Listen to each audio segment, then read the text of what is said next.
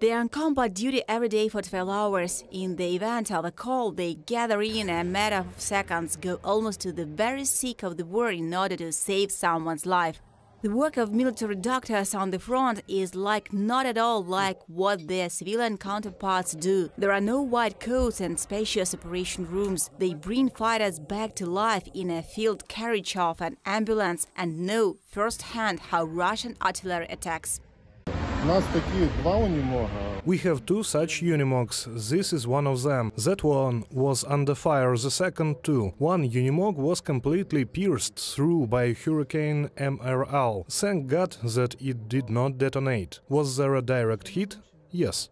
One of these attacks on an ambulance was very remembered by a military surgeon of the 30th Brigade. Then, during the evacuation of the injured Ukrainian defenders, the entire crew was injured. I was just helping. I heard the arrival. You know, such a feeling of warmth went through the body. A shell shock threw me back. Then, for 30 seconds, I could not understand what had happened. Then I realized. I look, all was wounded, hid in the grass. I shouted, everyone run to the car, applauded like 12 people. In this operating room on wheels, doctors can simultaneously evacuate a dozen and a half slightly wounded soldiers.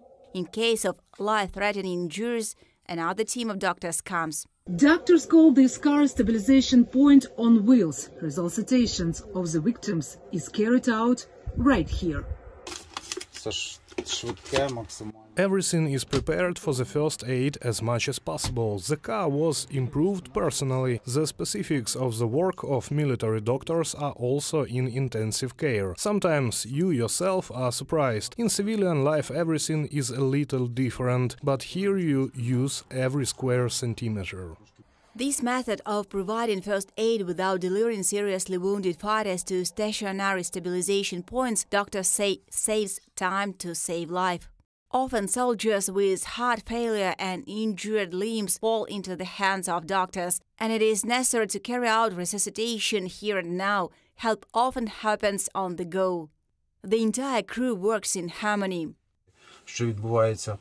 I don't know what's going on outside my car. I only hear one command from my driver: turn, turn. That is, so that they can immediately stabilize themselves and understand that now there will be some movement in the car. That's all, no more. If some close explosions or something else begin, then we feel it, but we do not analyze and do not distract one another. The danger remains there, but here we need to make those decisions that will save our guys.